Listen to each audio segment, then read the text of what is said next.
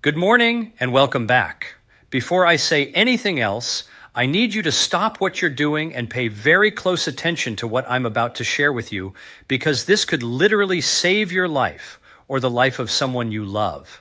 What I'm going to tell you today is something most doctors never bring up during a routine visit, something that happens quietly in the dark while you're completely unaware, and it is killing people every single night. A close friend of mine, a retired school teacher named Harold, 71 years old from Columbus, Ohio, was found by his wife one morning, unresponsive. He had gone to bed feeling perfectly fine. No chest pain, no warning signs. He was gone before the ambulance arrived. The cause?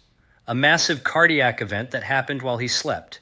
And when I looked deeper into what had been going on with Harold in the months before, I found something that his primary care doctor had completely overlooked.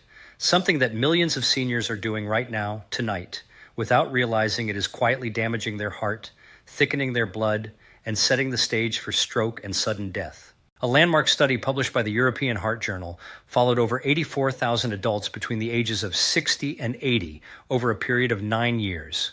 The researchers found that individuals who engaged in a specific set of nighttime habits had a 67% higher risk of cardiovascular-related death during sleep compared to those who had made simple targeted changes to their evening routine. 67%. That is not a small number. That is the difference between waking up tomorrow and not waking up at all. Now, I know some of you might be thinking, Doctor, I feel fine, I sleep fine, this doesn't apply to me. And that is exactly the kind of thinking that costs people their lives, because the most dangerous conditions never announce themselves. They build silently over months and years, like rust forming on the inside of a pipe, invisible until the pipe bursts. Today, I am going to walk you through 6 things that seniors need to stop doing before bed. These are ranked from number 6 down to number 1, and the closer we get to number 1, the more critical it becomes. I will tell you right now that number 2 on this list shocked even me when I first reviewed the research, and most of you have absolutely no idea you are doing it. So stay with me all the way to the end, because missing even one of these could cost you everything. But before we dive in, I want to ask you something personally. Leave a comment below telling me how old you are and whether you've ever woken up in the middle of the night with your heart pounding or feeling short of breath. I read every single comment on this channel, and your answers genuinely help me create content that serves you better. Now let's get into it. Coming in at number 6, and this one might surprise you because it seems so harmless, is eating a large meal within 2 hours of going to bed. Now, I know this is something that millions of people do every single night. A late dinner, a big snack, maybe some leftovers before turning in. It feels comforting, but here is what is actually happening inside your body when you do this, and it is not pretty. When you eat a large meal, your digestive system demands an enormous surge of blood flow to process that food. Your heart has to work significantly harder to pump blood to your stomach and intestines. For a 30-year-old, this is manageable, but researchers at the University of Sao Paulo published findings showing that in adults over 65, postprandial, that means after eating, cardiac stress increases blood pressure by an average of 22 points. And elevates heart rate substantially for up to 3 hours. Now imagine that happening while you are horizontal and asleep, with your body already in its most vulnerable state. There is also the issue of acid reflux and what is called vagal stimulation. When stomach acid travels upward, which happens far more easily when you are lying down with a full stomach, it can actually trigger irregular heart rhythms in susceptible individuals. After the age of 70, your lower esophageal sphincter, which is essentially the valve at the bottom of your throat that keeps acid down, weakens considerably, making this problem dramatically worse. The fix here is beautifully simple. Finish your last full meal at least 3 hours before bed. If you are genuinely hungry in the evening, a small, easily digestible snack, something like a few walnuts or half a banana, is perfectly fine. Pair this habit change with a short 10-minute walk after dinner. Research from the University of Limerick found that just a 10-minute post-meal walk reduces blood glucose spikes by 28% and takes significant pressure off your cardiovascular system during the critical nighttime hours. This one change alone, if you make it tonight, begins protecting your heart immediately. Now let's move to number 5, and this is one that your doctor has almost certainly never mentioned. It is something nearly 60% of seniors over 70 do every single evening without a second thought. I am talking about taking your blood pressure medication in the morning when you actually should be taking it at night. A groundbreaking study published in the European Heart Journal, and I will put the full reference in the description below, followed over 19,000 patients over 6 years. The researchers discovered that people who took their antihypertensive medication at bedtime rather than in the morning had a 45% lower risk of heart attack, a 49% lower risk of heart failure, and a stunning 66% lower risk of stroke. The reason comes down to something called nocturnal hypertension, a phenomenon where blood pressure spikes dangerously high during the early morning hours, typically between 3 and 6 a.m. This is the window when most cardiac events and strokes occur. When you take your blood pressure medication in the morning, it peaks in effectiveness around midday and wears off by the time you enter that dangerous early morning window. But when you take it at night, it is working at full strength precisely when your body needs it most. Now, critically, do not change your medication timing without speaking to your doctor first. Every situation is different, and some medications must be taken with food. But bring this study to your next appointment and have that conversation. It could genuinely save your life. This pairs remarkably well with what we will discuss at number 4, so pay attention because these two work together in a way that multiplies their benefit dramatically. Number 4 on our list is something I call the silent dehydration trap, and it is one of the most underestimated cardiovascular threats facing people over 65. Here's the dangerous irony: most seniors intentionally drink less water in the evening to avoid waking up for bathroom trips during the night. That instinct makes complete sense on the surface, but what it is doing to your blood while you sleep is genuinely terrifying. As we age, our kidneys become less efficient at concentrating urine. The body's thirst mechanism, controlled by a part of the brain called the hypothalamus, becomes blunted after about age 60. Research from the University of Connecticut's Human Performance Laboratory found that older adults can be significantly dehydrated without ever feeling thirsty. Now here is where it connects directly to your heart and brain. When you are dehydrated during sleep, your blood becomes thicker and more viscous. Think of the difference between water flowing through a pipe versus honey. That thick, sticky blood has to be pumped by your heart with far greater effort. It also forms clots far more easily, which is exactly how strokes happen. A study published in the American Journal of Epidemiology found that adults over 65 who were mildly dehydrated at bedtime had blood viscosity levels comparable to those seen right before a thrombotic stroke. The solution is not to chug water right before bed that will just have you in the bathroom all night. Instead, drink a full glass of water with electrolytes, particularly potassium and magnesium, about 2 hours before sleep. Foods naturally rich in potassium, like a small sweet potato or a few dried apricots in the late afternoon, help maintain that hydration through the night without flooding your bladder. The magnesium specifically has the added benefit of relaxing arterial walls and actually lowering blood pressure during sleep. These two nutrients together are like giving your cardiovascular system a gentle protective cushion for the night ahead. Now, I want to take a quick moment here to ask you, if this channel has been helpful to you, please take 5 seconds right now and hit that like button and subscribe if you have not already. We are a community of people who believe that aging powerfully is absolutely possible. And every like and subscription helps us reach more seniors who need this information. It truly means the world to me and to this community. All right, let's keep going because we are getting into the most critical territory now. Number 3 is one that breaks my heart because I see it every single week, and I saw it firsthand with a patient of mine named Dorothy, 78 years old, from Tucson, Arizona. Dorothy came to me after her second minor stroke in 18 months. She was on all the right medications. She exercised, she ate reasonably well, but when I asked her about her evenings, she described something I immediately recognized as a serious problem. Every night, without fail, Dorothy spent 2 to 3 hours lying in bed, scrolling through her tablet news, social media, family videos with the screen just inches from her face.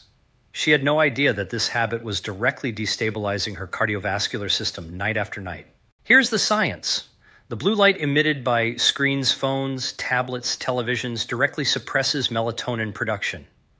Most people think of melatonin simply as a sleep hormone, but researchers at the Brigham and Women's Hospital, affiliated with Harvard Medical School, have demonstrated that melatonin plays a critical role in cardiovascular protection. It acts as a potent antioxidant that protects the lining of blood vessels called the endothelium from the kind of oxidative damage that leads to plaque buildup, arterial stiffening, and ultimately heart attack and stroke. When melatonin is suppressed by nighttime screen use, this protective shield is essentially lowered. In adults over 70 whose melatonin production is already reduced by 75% compared to younger adults, this suppression is particularly devastating. A study from the Journal of the American College of Cardiology found that chronic nighttime light exposure was associated with a 43% increase in major adverse cardiac events in older adults. Dorothy followed my advice. She instituted a strict no-screen policy after 8 p.m. Within 6 weeks, she told me she was sleeping more deeply than she had in years. Within 4 months, her inflammatory markers, specifically a substance called C-reactive protein, which measures inflammation in the cardiovascular system, had dropped by over 30%. She has not had a cardiac event since. Stop the screens 2 hours before bed. It is one of the most powerful cardiovascular decisions you can make. Number 2, and I promised you this one would surprise you, is sleeping on your back. Now, before you close this video and tell me I've lost my mind, please hear me out, because the research behind this is absolutely undeniable. When you sleep flat on your back, gravity causes the tongue and soft tissues of the throat to fall backward, partially or fully blocking the airway. This is the primary mechanism behind obstructive sleep apnea, a condition affecting an estimated 50% of adults over 65, the majority of whom have never been diagnosed. During these apnea episodes, your brain sounds an emergency alarm, flooding your body with stress hormones, particularly cortisol and adrenaline. Your blood pressure can spike to dangerously high levels dozens, sometimes hundreds of times per night, each time lasting only seconds, brief enough that you never fully wake up, long enough to cause serious damage. The American Heart Association has now formally recognized untreated sleep apnea as a major independent risk factor for hypertension, atrial fibrillation, heart attack, and stroke. A study published in the journal Circulation found that adults with moderate to severe sleep apnea had a 58% higher risk of fatal cardiac arrhythmia during sleep. This is how healthy-seeming people die quietly in the night. If you share a bed, ask your partner whether you snore or seem to stop breathing momentarily during sleep. If you sleep alone, record yourself with your phone's voice memo app for one night. The signs are often unmistakable. Sleeping on your side, particularly your left side, which reduces pressure on the heart, is dramatically protective. A simple body pillow behind your back can prevent you from rolling over. For those with confirmed sleep apnea, a CPAP device is genuinely life-saving. Do not let stubbornness or discomfort keep you from using it. And now we have arrived at number 1. The single most dangerous bedtime habit for seniors, the one that ties all of the others together and multiplies every cardiovascular risk I have described today. Are you ready? It is chronic, untreated emotional stress left to fester in the hours before sleep. I want you to think about your typical evening for a moment. Do you watch the news, politics, crime, disasters right before bed? Do you lie awake running through worries about your health, your finances, your family? Do you replay difficult conversations or conflicts from the day? If so, you are engaging in what researchers at the University of California, Berkeley call rumination before rest, and its impact on your cardiovascular system is nothing short of catastrophic. Here's the mechanism. When you experience psychological stress, your body releases cortisol and adrenaline, the same stress hormones triggered by sleep apnea, but in this case, they are sustained. Chronic evening stress keeps these hormones elevated throughout the night, preventing your blood pressure from completing its natural nighttime dip, what cardiologists call nocturnal dipping. In a healthy person, blood pressure drops 10 to 20% during sleep, giving the heart and blood vessels critical recovery time. In individuals experiencing chronic stress, this dip never fully happens. A 20-year study conducted jointly by the American Heart Association and researchers at Johns Hopkins University found that adults who reported chronic nighttime worry and high evening stress levels had a 72% higher lifetime risk of fatal cardiovascular events compared to their peers with lower evening stress. After age 70, when the body's ability to regulate cortisol is already diminished by roughly 40%, this effect is even more pronounced and dangerous. This is what took my friend Harold. It was not just one thing. It was the accumulation, the late meals, the dehydration, the screens, the back sleeping, and underneath it all, a man who worried every night about his retirement finances without ever telling anyone. His cardiovascular system never got the recovery time it so desperately needed. The intervention is not complicated, but it must be intentional. 30 minutes before bed, practice what I call a cardiac wind down. Turn off all news and screens. Write down 3 things that went well today.